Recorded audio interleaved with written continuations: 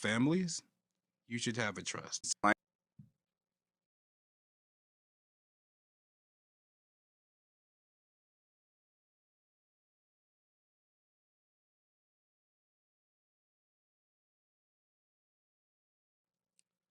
Thank you, everyone, for joining me again here, the Black and Rich Podcast with your host, Rich Berkley.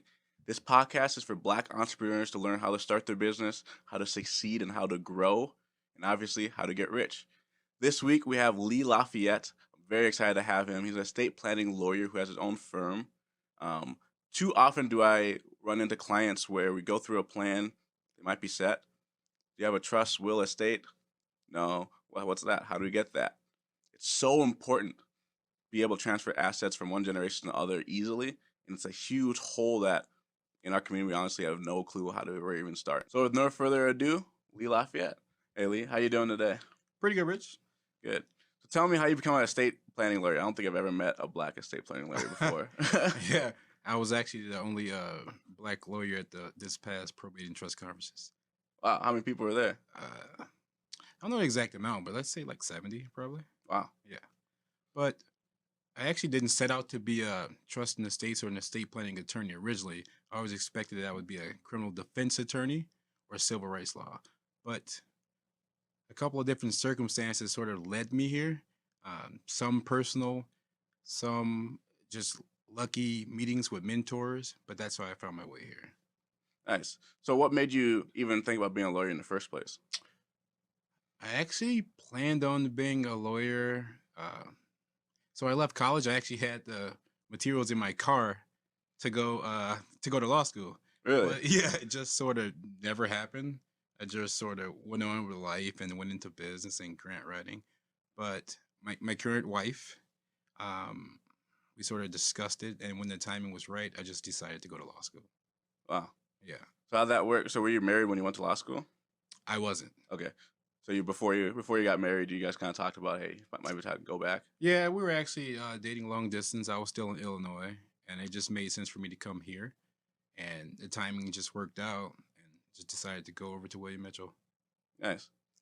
So what would you say are some of the biggest things you see when it comes to people's plans, or some of the biggest questions people have when they come to you?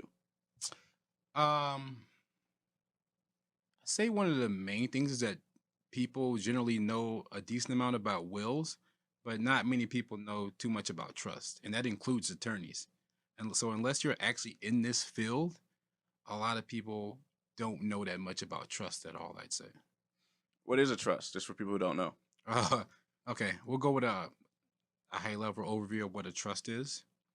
So, a trust essentially is just an agreement. It's an agreement, and I'm trying to break it down to make it more understandable without getting too technical. Um, One thing that people worry about when they have a trust is that they won't be able to continue operating their business or anything that they have, sort of their assets. They won't have control of their house or something like that. But generally, we use what's called a revocable living trust. And that term revocable means that you always have access to anything that's inside of your trust. So a trust is generally just an agreement, and it tells what you want done, like during life and once you pass away, as opposed to a will. A will actually only takes effect once someone passes away. Okay, so that's the difference. So wills, or That's that's one of the differences. Yeah, there's a lot of differences, but Yeah. that's one of the main differences I want to point out is that a will doesn't take effect until you passed away. While if you use a trust, you can make decisions about if you were to become incapacitated. Let's say that you were to suffer from dementia or any other debilitating disease, and you were technically medically incapacitated. What you have in your trust could then take effect. So if you have a will Mhm. and you get in a serious accident and you're on machines, probably not gonna make it. Yeah, Your will doesn't take place. You can't that's do not anything with it. your will does nothing for that in that situation. But those can be some ancillary documents such as healthcare directives or medical power of attorneys. So actually, it's a good time to say that one of the reasons that I became a trust or estate planning attorney is because my stepdad actually developed dementia when I was younger. So my stepdad was a superintendent of schools in Illinois. It was a smaller area, but he was a superintendent. very financially savvy individual, I'd say. He had several businesses, he owned property, but he took care of all the finances. While my mom worked, she had no idea about the taxes or anything that was happening. So once my stepdad became incapacitated, she didn't know where anything was. So, long story short, once he passed away, we sort of lost everything. Wow. Not only that, my mom paid back taxes for probably a decade or more. Wow. And these are things that can happen when you don't plan. So even though he was financially savvy himself, he didn't plan anything, and those were results. The results, we lost everything. So So I think a lot of people's question would be when you hear what like wills and trusts Mhm. and all these high net worth individuals, right? That's what you think. exactly. Who would you say would most benefit from having a will or trust? Everybody, or is it actually for more high net worth clients? So before I found my way to this industry, whenever I heard the term trust, I also immediately thought of like a trust fund kit. But what I've come to learn is that a trust is essentially just a tool that can be used to not only to protect certain things, but to pass on wealth. Now, it's not only for high net worth individuals. While it does work for high net worth individuals, let me give you a scenario. If you have millions to pass on and there's a mistake made, your kids are probably still going to be okay. Now take it down to if you have like 200,000, then 100,000, and now 50,000. Once you get to this range, you can't really make mistakes. So there's an argument there that it could be more beneficial for people that don't have as much. So if you have a life insurance policy, even if it's $20,000, you could have a trust there. And I'd say definitely any situations where you have blended families, you should have a trust. Explain that a little bit. Why blended families? Um, because with blended families, especially when there's kids involved, you can accidentally disinherit someone. I've seen situations all the time where Accidentally disinherit? well, yeah. I mean, you may. How does that work? I mean, you may haven't. A lot of people don't know how the law works, Okay. so they just assume just because those are their biological kids, they're automatically going to be entitled to certain things. But no, once you go into a second marriage and things get blended, and then the stepmom or the step parent, sorry, it may not be a mom, uh, then has rights to certain things. There's no guarantee that the money that you're leaving is going to go to where you want it to go unless you have that written down somewhere. This is really important for the community. I want you to say that again. So what you're saying is that if you're in a blended, if you're in a second marriage or something's a blended family, and you have kids, your own kids in that family, Yeah. if you pass away, there's a chance that your kids aren't going to get your money. Yes, I'll give you a scenario of this. This was an actual situation that happened. So there was a dad, and he was married to his wife, so it was a stepmom. So he had two kids, and he had a stepmom. So when his dad passed away, he wanted the kids to have the house. And this is a situation where he did write something down, but because it wasn't done correctly, what the stepmother did, she was supposed to have what's called, I'm not trying to get too technical, but what's called a life estate, meaning that she had a right to the house until she passed away, and then that house was to go to the kids. But what she did is she found the workaround. She took out a reverse mortgage on the property, Wow, took all the cash out? took that equity out, Wow. and with that equity, purchased another house that she had her biological daughter staying in and had her biological daughter paying rent to her. Wow. And take a situation like this when he actually did plan. So imagine a situation where there's no planning at all. Yeah. Things are lost all the time. That's insane. So you would say, at what age should you think about this? Oh, I'd be very proactive. At what age do you think about a trust? Yeah, Or well, just- should someone who's 25, 30, 35, 40, what age are you supposed to really start putting things in trust? I say the earlier the better, especially anytime there's minor children involved, you should do some type of planning.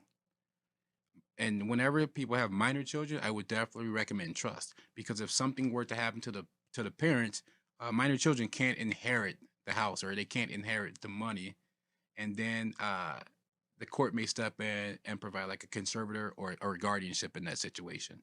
So if you have minor children, I would really hope that you would consider getting a trust fund, because not only can you do trust pass on your money within the trust? It's kind of unlimited to what we can do inside of it. You can make sure you can essentially pass along your values by what you write within the trust, meaning like they aren't due certain things unless they graduate from college, let's say, or let's say, Really? yeah, you can So you can be like, they get $1 million if they graduate college. exactly, Really? or they don't get anything if they don't graduate from college. And I'm just saying, college, it can be Yeah. a business. Where does that money go then if that they didn't get? It would just sit in trust for until those are met, or we can put to where it passes down. The next I mean, generation kind of thing. When I say it's almost unlimited as to what we can draft in the trust, if you can think of it, we can do it. So here's a large benefit of a trust that generally you can't do it well. Let's say that your child is in a relationship where you don't necessarily like the other who they're with. Right? See, they got. I feel like this is gonna get controversial. That's what I'm trying to. I'm trying to watch my words. Okay, let's say. Let's say your daughter fell in love with this future rock star. Yeah. And they had like a Vegas marriage or something, right? Whatever. So, if you have a trust, you can make sure that whatever you're going to pass down stays in your bloodline, like flat out. Really? Yes. I mean, it means that it can't be taken in divorce, can't be taken in a lawsuit, can't be taken in an accident. These are things that you can do with a trust. And that's because the person doesn't own it; the trust owns it. Correct. Trust owns it. Yes. So that's how a lot of people shelter their money from. Right? Can you explain that a little bit? How people use that? Yeah. So, I'm not gonna get very technical, but it's essentially, you'll have what's called a trustee. Okay, let's start over. So there's generally 3 parties to a trust. You have what's called a grantor, a trustee, and the beneficiary. The grantor is sometimes also called a settler. So if you have a trust, like during your lifetime, you're actually all 3. You're the grantor or the trust maker because you made the trust. You're also the trustee because you still hold title to the trust, and you're still the beneficiary while you're alive. Yeah. Now, once you pass away, we'll have somebody else will become that trustee. A lot of times, if you're married, the other spouse becomes the trustee. And it can also be a corporate trustee if we want it. But the point is, the trustee is the person that legally holds title to the assets. So what we can do is let's just use a parent in this situation. Once a parent passes away, whoever we have listed as this trustee, we make them what's called independent. So that trustee has discretion as to what's done with those assets. So when somebody comes in, let's say they had a car accident and they try to come after the money, what we can then say is the child or the beneficiary of the trust doesn't have the discretion to do what they want with the assets. The trustee up here does. Mm. So as long as this trustee up here has the discretion as to what to do with the assets, the court can't touch it, right? And I don't know if that's clear or not. Yeah. No. So so I understand. Yep. So let's say I have a settlement or something that they want to come after my assets. Yes. But my dad is the trustee of my trust. So those aren't my assets. Those are the trust assets ran by my dad. They can't come after those assets if they're coming after me. Am I understanding that right? Let me make sure. Not necessarily in that situation. So sorry, I normally draw these things out on the board. No, it's all so good. I'm trying to talk about it in a way that to make it more visual, you know? Yeah. So look at a trust. Let's look at a trust like an old fashioned wagon that has a lid. Yeah. So let's look at it like a lid. So let's say you put all your assets inside the wagon. You put your house inside the wagon. You put your business inside the wagon.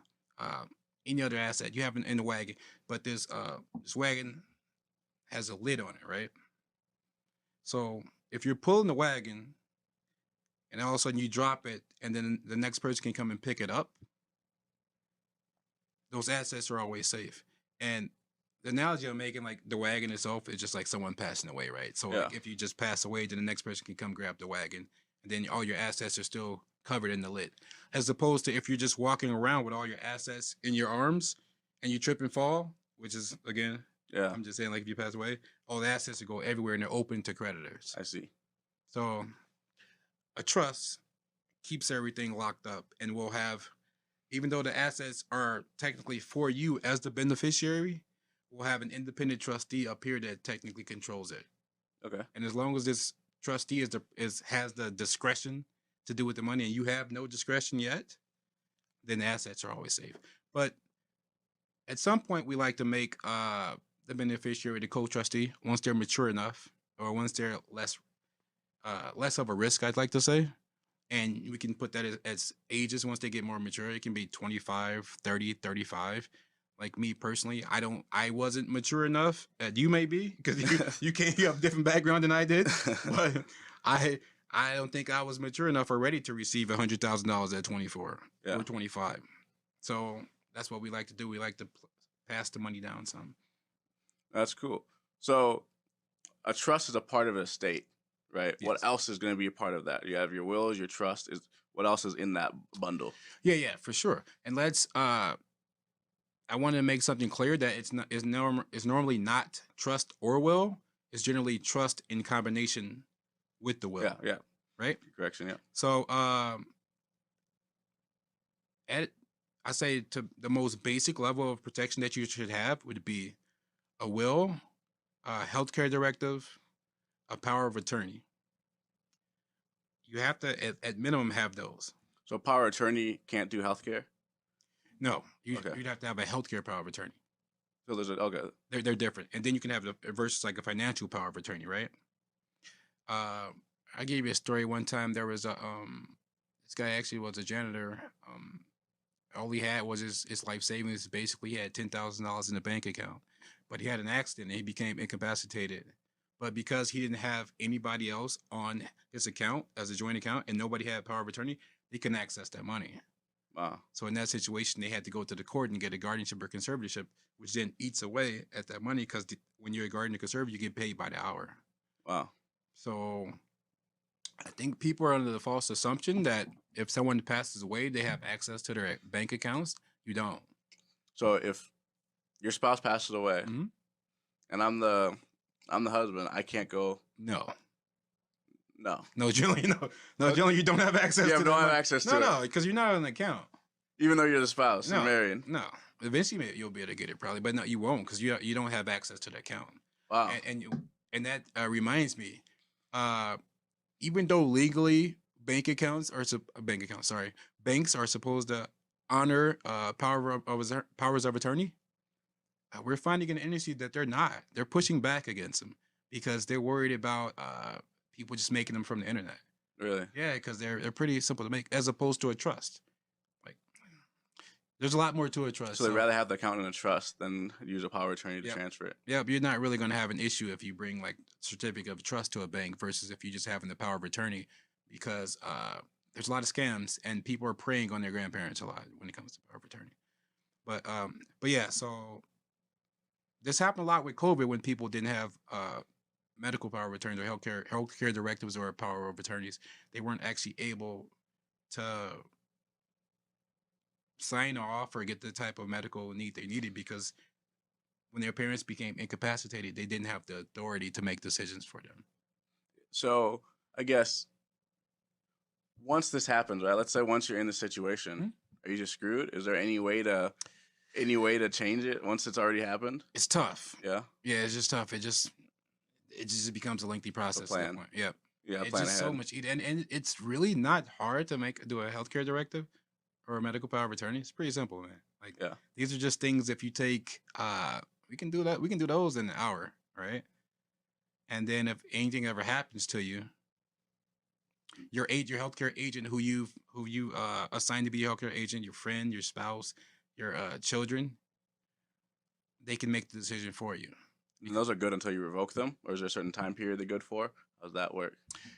They're different. We can actually make them springing, where they don't come into effect until something happens, and we'll write that out what that is. Okay. Like we can write it to where they don't come into effect until you become medically incapacitated. But those have their own issues that I want to get into, because then, like, who makes that decision, right? Right. When are you medically incapacitated? Is it two doctors that does it? Okay. But yeah, that's why in this industry, we just try to make sure that we use people that you trust and would make the decision that you want. So I gave you a personal example, right? This happened, unfortunately. So my auntie, my aunt, she was incapacitated in the hospital, but she didn't have healthcare directive or medical power of attorney, and her children differed on what type of help they wanted to have, and they were all in different emotional spaces.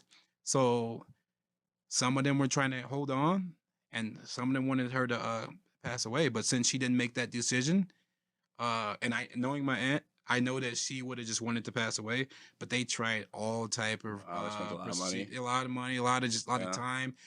She struggled. They kept her alive, in my opinion, a lot longer than they should have. But those things can happen. But you don't want those decisions to come down to have to be emotional decisions. Like you should Yeah. make those as a parent, as an adult. You should make these decisions yourself. I think while you're alive and while you're in a right mental state, and that's why I say you should do it earlier, right? Yeah. Because there's something in the industry that we call like the gray area. When as you get older, you're not necessarily incapacitated or dementia yet, but you're just slowing down, and you start to get susceptible to scams and things. So my advice for people would be just to do it earlier when you're in the right frame of mind. No, I definitely understand that. I've seen that in my practice where I've met with clients where they had their parents have had property or they've had this and that, and like you said, all the kids want to do different things. Yep. And now, in order to get what they want, they got to sue each other, or someone got to buy each other out. No one got that money to just buy $100,000, $200,000 out, and their family gets ripped apart. You know, I've seen families not talk. They need mediators to come talk now. You know, just because of their parents didn't have it down as a will, didn't have the thing set up. And like people don't think it's gonna be them. No one thinks it's gonna be their family. You know, everyone thinks their family is different. Oh no, we're really close. Yeah. Second money comes in hand. It might not even be your core family. It could be I'm a long lost cousin. I'm this. I'm that. He would want me to have this. Agreed. Right? You've seen that? Agreed. Yeah. And I say, think about this, parents. If when your kids were little, did they have arguments? They're probably going to have the similar arguments as they grow older. Like if you pass away, they're going to have the same arguments they had when they were siblings. And I guess with these stories I keep telling, you're going to see why I found my way to estate planning. This also happened in my family. When my grandparents passed away, there was a property that they didn't leave to anybody in particular. So my mom was paying taxes on the property, and they could not decide on who they wanted to have the property, but they didn't want like my generation, like any of my cousins, to actually live there. So, and this is a pretty good amount of land. So eventually, my mom was just like, since you all can't make a decision, she stopped paying the taxes, and they kept arguing. Then they lost their property because of taxes. Wow. The state took it back. Yeah, another situation where if you just make any planning at all, Yeah. it'll happen. And I don't think I mentioned earlier. So when you pass, everybody has a plan. So if you don't make a plan, the state of Minnesota has a plan for you. Really? It's called intestate. That's the statute. INTESTATE. Look up intestate laws, and that'll tell you how your property will pass if you do nothing at all. So, especially in a situation where you have an ex, if you have an ex that you got away from, whether that's probably in a situation where you're married, right? Do you want them to end up with all your things after you pass away? There are plenty of relatives that will get your stuff if you don't make at least a will. And if you want to see how your things will pass down, look at the intestate laws for Minnesota. You're not gonna like them, I'm sure. Really? Yeah, no. I'm gonna look it up after we're done then. Yeah. So, is this something you just set and forget? You set it once and you're good forever, or how does that work? No, unfortunately, no. An estate plan isn't necessarily static because there are situationships, which I like to call them. Your assets change. You have children. Relationships change, divorce. So there's divorce. You buy more property. Anytime your assets change, you should probably look at your estate plan, especially when you're dealing with a trust. Because if it's not funded into the trust, if an asset is not funded into the trust, then you may have to go to probate, which is a subject that we haven't touched on yet. But let's touch on it. What is probate? Oh God, probate. The probate is a court process that if you only have a will, you're guaranteed to go to probate.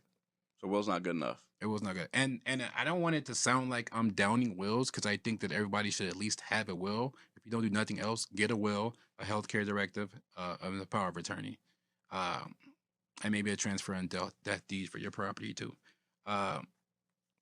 So another thing about wills is they're completely public. It's public information. You can go down to the courthouse and look at anybody's will.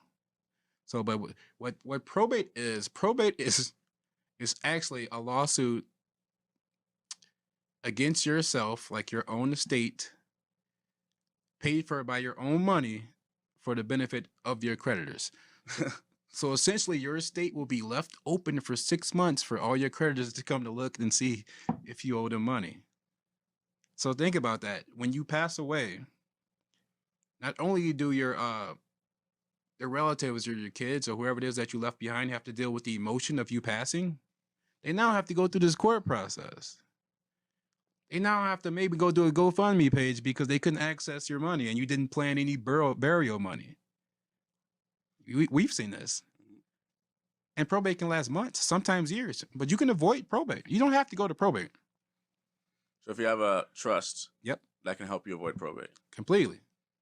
And that's the thing. With a trust, everything can just be handled in your lawyer's office. You just hand it off. Yeah. It's just like it's a very simple process as opposed to you already. I'm sure everybody knows about Prince. That's what happens when you don't plan. That's probate. Talk about it a little bit. Yeah, I think people forget. Yeah, so Prince was probate when you had relatives coming out from everywhere. You think now clearly I don't know Prince, but Yeah. Prince to me didn't strike me as the type of person that hung out with his 4 removed relatives. Like I don't okay, I think that's pretty fair. you know what I mean? You know what I'm saying? Yeah. Like I don't know him, but I mean like but because he didn't plan or anything, everybody was just came to try to get their piece of his estate. The lawyers made a lot of money. Yeah. and that's what happens with probate. If people worry about how much a trust costs up front, go through probate. Talk about how much is probate? We get paid by the hour for probate. What do you get paid to probate by the hour? Probably $200. The range is going to be in $200 some an hour. And how many hours generally average would you say? I don't know the exact average for hours, but I know that probate lasts months. So right now it's approximately like 5 months, and this don't quote me on this, of course, and I don't know if it's going to air, but it's about 5 months to get a formal probate hearing.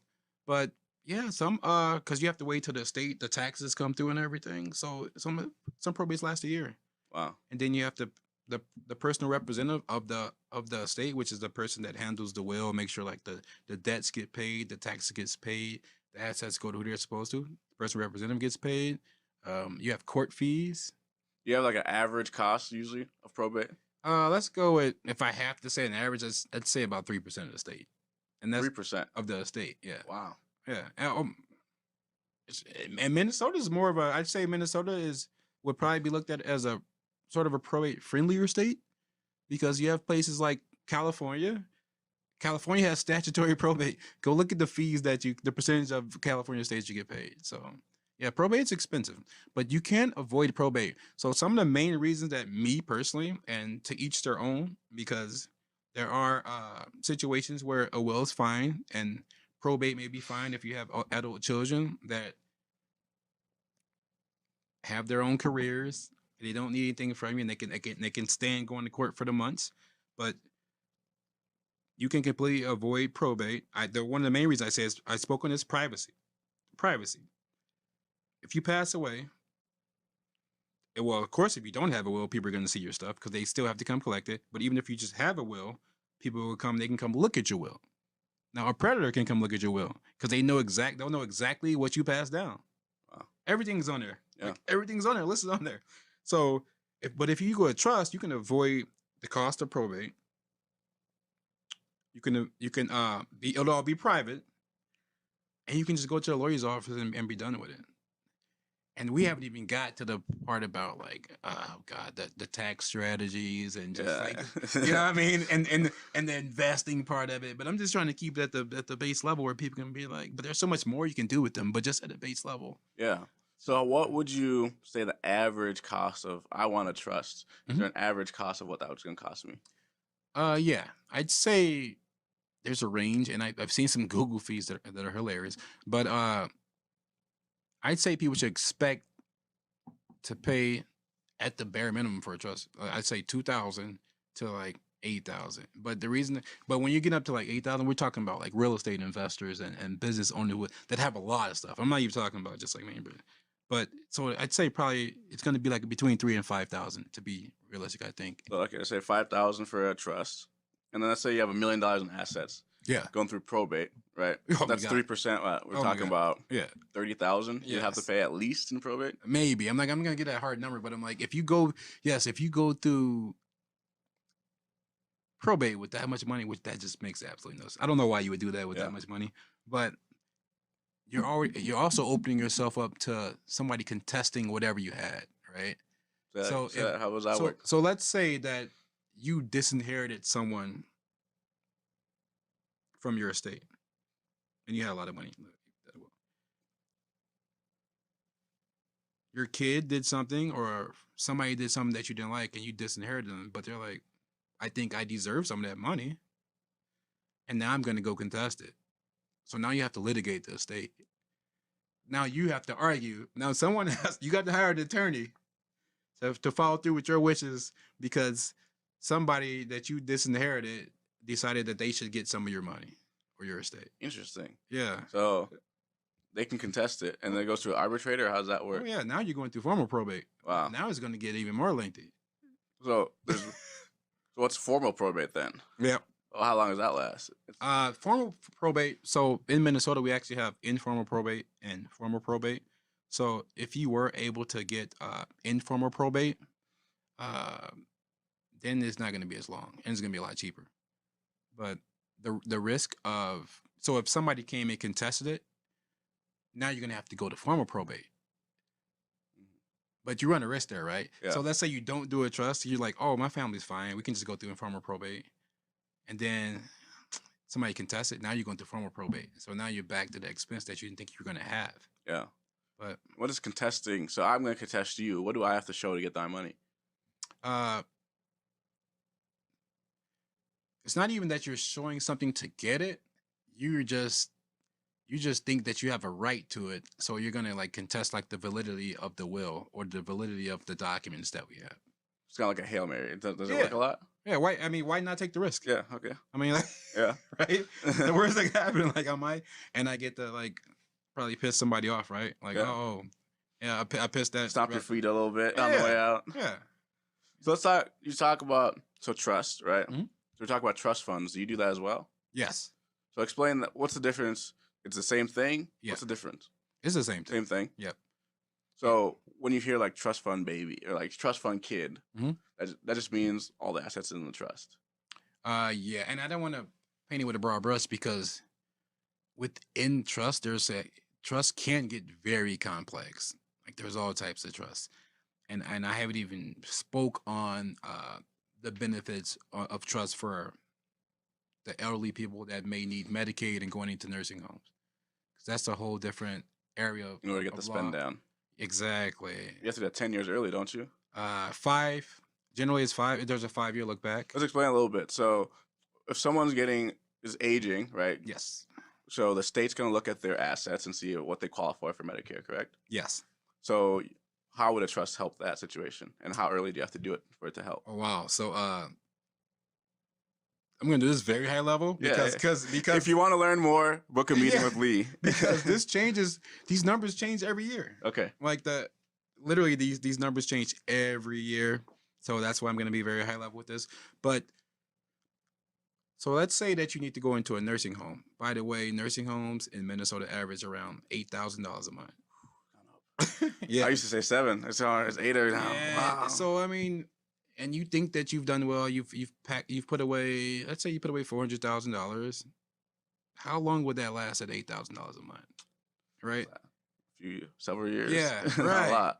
We like to say that you could put someone through a Harvard education with every how much you pay for a year in nursing homes. Like it's a Harvard education like every year, right? Yeah. So like you're saying, there's a 5-year look back period. So anything you transfer within 5 years prior to applying to Medicaid for a nursing home, they're going to look at. And if you have transferred things that they deem that you shouldn't have transferred, there's what's called like a penalty period. So there are ways to be proactive planning, and I don't want to get into all these, but there's such as like would be like Medicaid Asset Protection Trust. There are trusts that we can use that'll actually preserve some of your assets so that they're not lost if you have to enter a nursing home. So Medicaid's actually a creditor, which means that once everyone passes away, they'll come back and they'll see what assets they can come get, meaning that they may come back and take the family home. Really? Yeah. The main house of residence. Oh, for they sure. can take. Yes. Wow. There's a few exceptions to the rule. Most people don't know them. I didn't know right? that. No. Yeah, but there's exceptions. But yeah, Medicaid will come back and try to get the house or if it's allowed or anything else. But there was just a recent decision that the Department of Human Services actually lost in the Supreme Court of Minnesota, which is beneficial for that. But So what that decision do? It made they can't do that anymore? this is maybe getting a little too. All right, I'll be getting a little we too don't have to go technical for this through it. podcast. No. but, That's all I good. can explain it, but No. they got preempted by federal law. I'll say that if anybody wants to look up. For, So tell them about the case. Do you know what the case was, so people can look it up if they want to? oh God, I can't remember the case right now, but I can tell you essentially what happened is that the state was looking into the irrevocable trust, and they were counting those as assets, and the state basically said that you can't do that because it's preempted by federal law. Yeah, the Securities Act. Yeah. So tell me a little bit about your upbringing. Where are you from? Oh, okay. I'm from a small town that not many people have heard of called Hopkins Park, Illinois.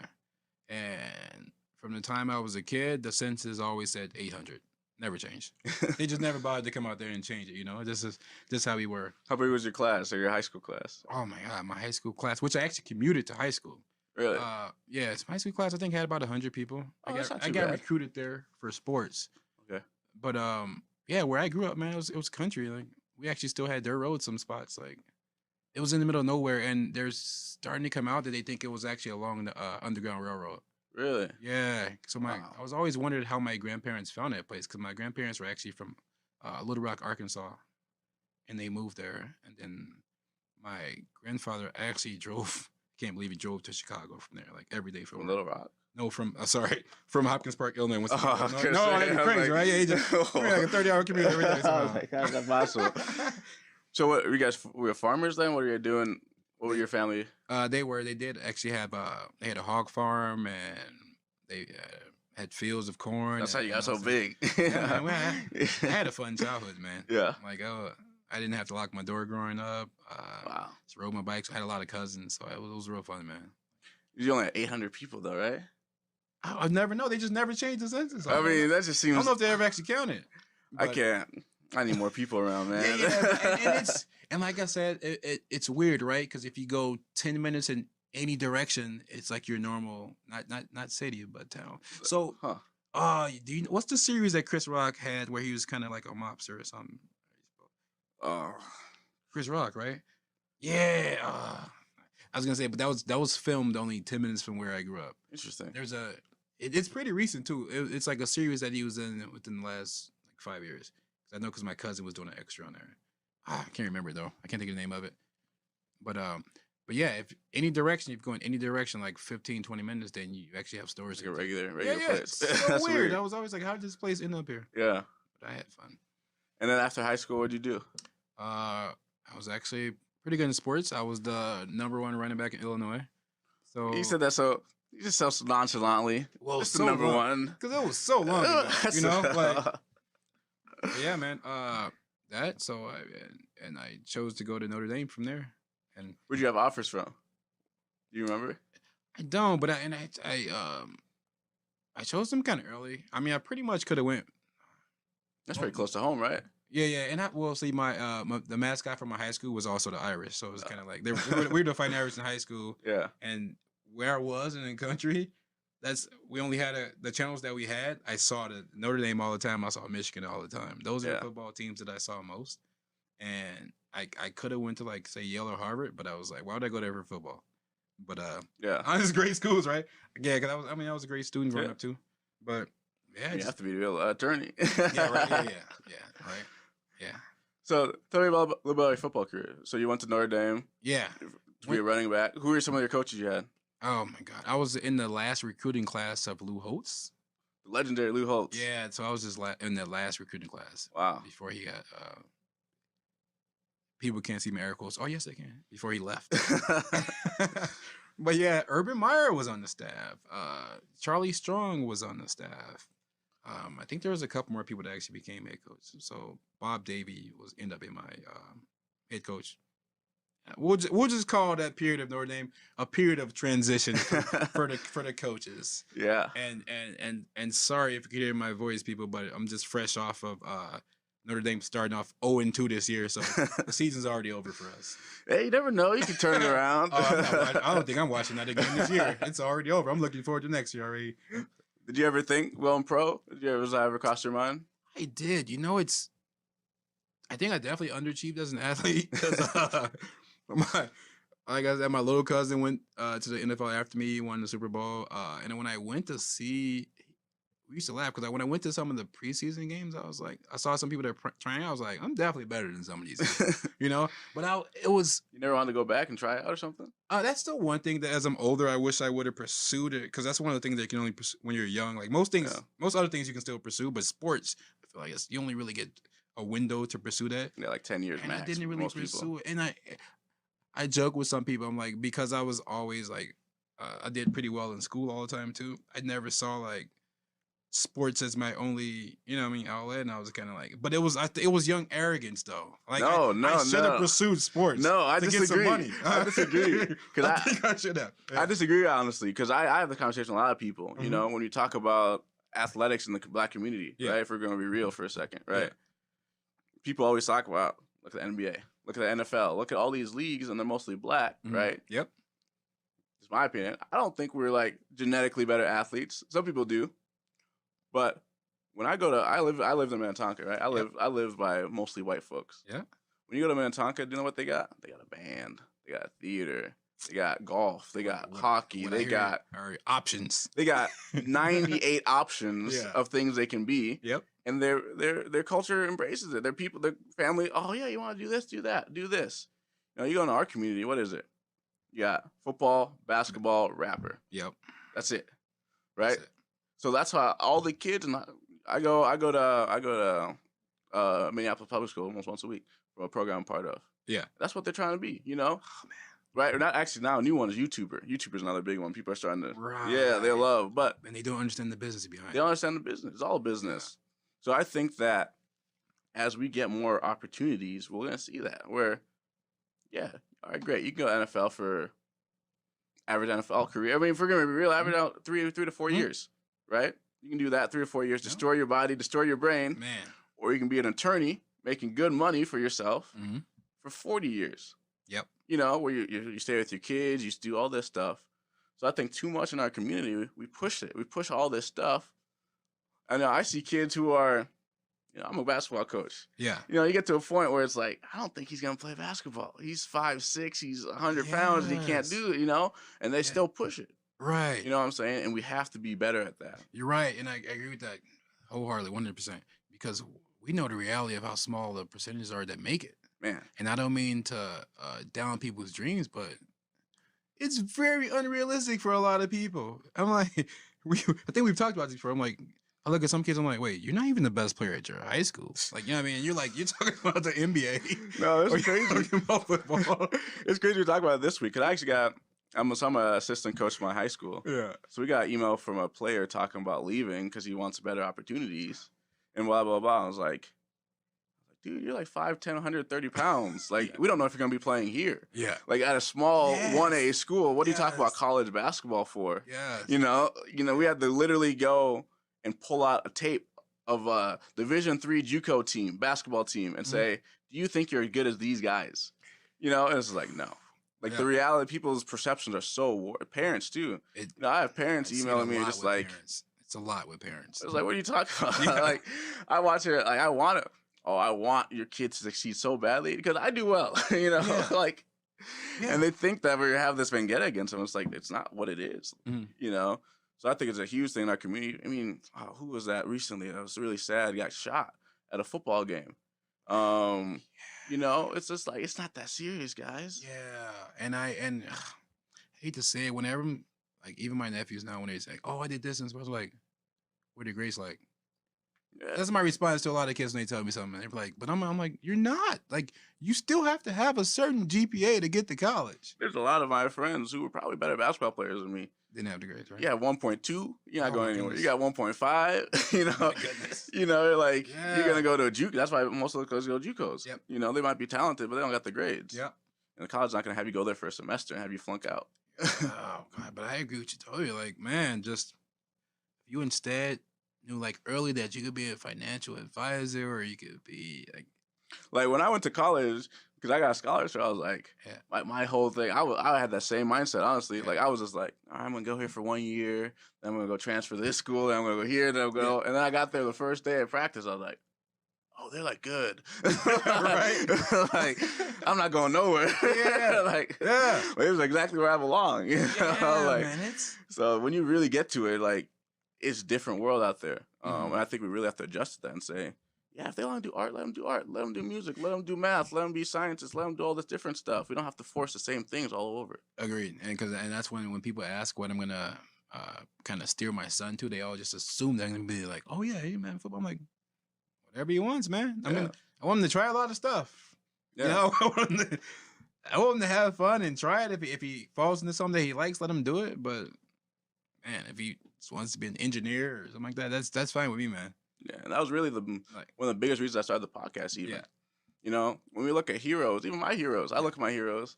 You know, the ones alive. It's like, you know, my heroes, LeBron, Jay-Z. Mhm. You know, we need more Lee Lafayette. We need Mhm. more people who have their business, who are attorneys, who Mhm. are lawyers and doctors and Yep. restaurant owners represented, where kids can go look at it and be like, Yeah. oh, I want to be an attorney. You know, I want to protect people. I want to have my own restaurant. I want to do this. I want to do These are that. attainable. You don't have to be 6'8" and a monster.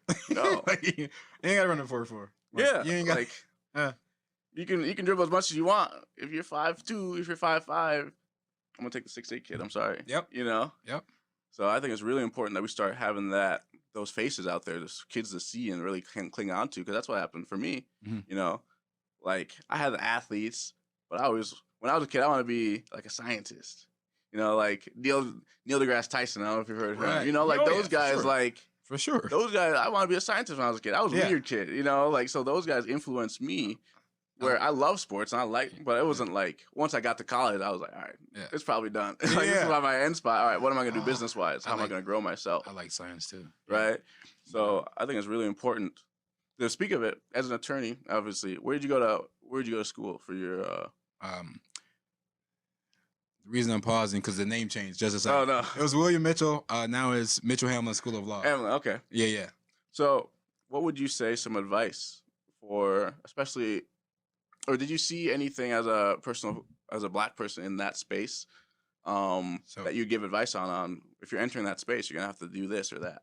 So I'd rather start prior to getting into law school. Okay, yeah, go ahead. So one thing I would tell people is treat the LSAT, the entrance exam to law school, like money, because it's money. Okay. Right? Yeah. That's the way I treated it. And if so you studied. Yeah, and if I'm wrong, I apologize about this part, but I think it was 5 sections, and I would study 6 sessions. Because it's based on time, right? Oh, really? Which I kind of disagree with all these exams that are like just based on, there has such a time element to it that it's just like how fast you can do certain things. But for me, it was an endurance thing. So I would just study the test like under test conditions like all the time. Like I would do 6 sections and I just prep for it and prep for the LSAT, and then I got pretty good scholarships to the law schools. That's the one thing I would say. So because of your LSAT score, you got big scholarships. Yes. I'm like, take that serious. Like people are like, people in law school like, I kind of just took it. I'm like, yeah, that's why you're paying what you're paying, right? And then a lot of people, now they're waiving it. A lot of colleges are waiving it. No, things are changing, man. Yeah. Like, so you still recommend to try to take it if you can? If you don't have to. I mean, if Yeah. it gives you more money, Yeah. and you need less loans, I say take it. Okay. Because you definitely don't need the LSAT has nothing to do with law school. Nothing. It's just like a brain test, right? Yeah, it's logic but I think it has no bearing on how well you do in law school. Okay. It doesn't. But law school is a different beast. And to anybody that's thinking about going to law school, it's very achievable. It's like anything else. You just have to be disciplined. That's actually what I was going to do before I became a financial advisor. Yeah, I was going to go to law school before that. And then I was like, I'm going to take 1 year, get some money, do this finance because I was going to financial law, right? And so I was going to do this for 1 year, Nice. get my licenses, all this. I was like, you know what? I really like this job. Yeah. Like I have no reason I go to law Right. school. I like what I'm doing. Right. Why would You you? know? So, but yeah, the LSAT, I mean, I would say Eve, it can be really, especially if you don't have quite have the GPA or something requirement, it can be a way to separate yourself. Oh yeah, it's prep for, and then school, man. Like I don't know. This is me. I'd say if you're at a certain level of intelligence, and you don't have to be here. Then school's just school. Yeah. It's like once you're in there, how hard are you willing to work, right? And then it's just the discipline of it, and just the focus of it. And are they also trying to get rid of the bar exam? Do you know that by any chance?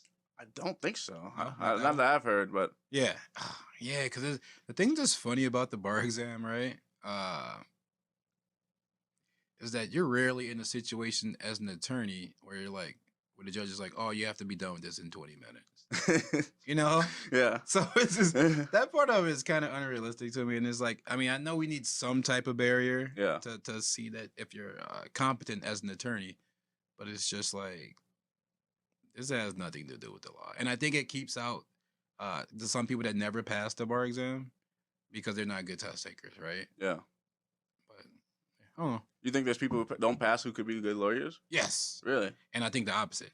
True. Wow. There's people that are just great test takers. Like it's easy for them. Like I can memorize. But they can't.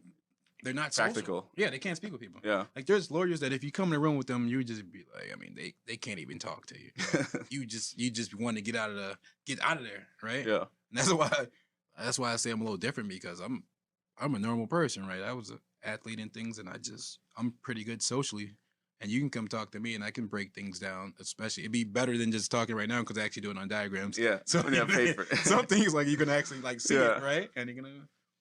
But yeah, man. You ever look back and think criminal law would have been fun or something?